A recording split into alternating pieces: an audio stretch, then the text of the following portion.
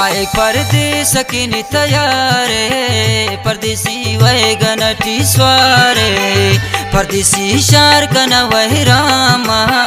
ताहर कंकिन मुछा जहान मास ताहर कंकिन मुछा जहान मास काय परदेस किन तयारे परदेसी वह गनटी स्वारे परदेसी शार कन वह रामा ताहर कंकिन मुछा जहान मास ताहर कंकिन मुछा जहान मास। दा गाना ना शायरी है अबीबुल्लाह बादीनी ना दुबैयन खासकर दा गाना की फरमाइश करें नो खाराम कुल्लानन इकबाल नाशाद एजाज अहमद मोहम्मद अनवर रियाज अहमद मोहम्मद जान खुदाबख्श जरीफ जान तारिक ज़ैब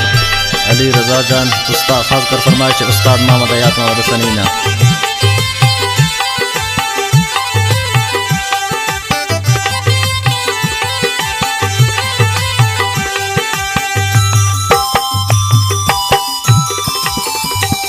दूते कनिया बुर्स के मुर्रा काने खुदा हाफिज के खाना पुलना हलान के बान कनी द पेसनी तेना उस्ताद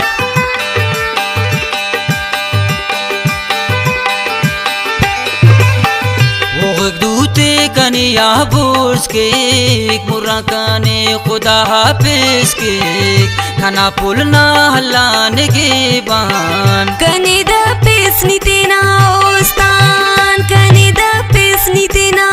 उस्ताद काय परदेस किन तयारे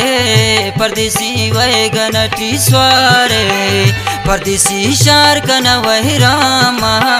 ताहर कंकिन मुछा जहान मास ताहर कंकिन मुछा जहान मास।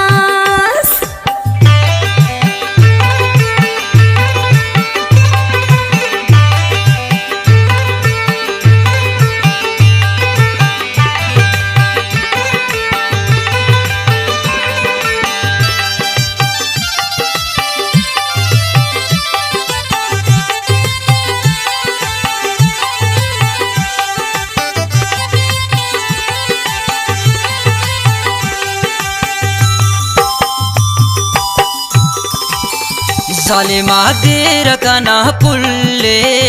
गुवर ख्वाशीत कना खुल्ले खड़ी का कोर करते न खनते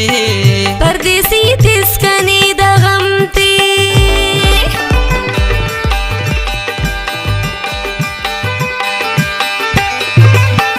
जालिमा देर कना पुल्ले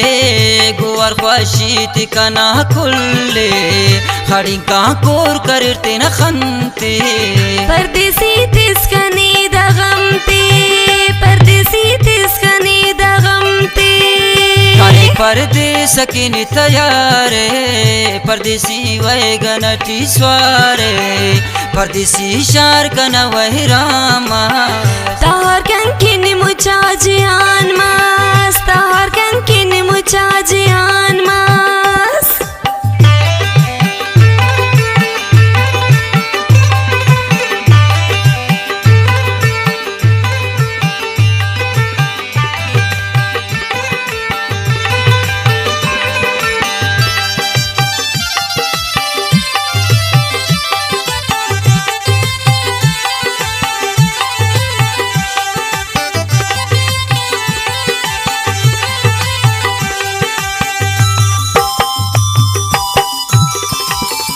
आनो परदेस किन रवाने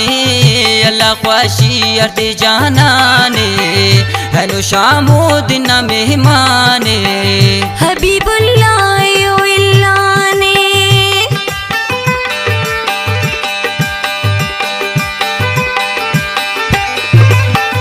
आनो परदेस किन रवाने अल्लाह ख्वाशी अर्द जानाने हेलो शामो दिन मेहमाने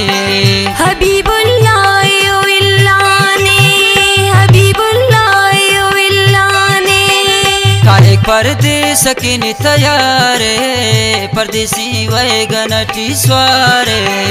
परदेसी शार कन वह रामा ताहर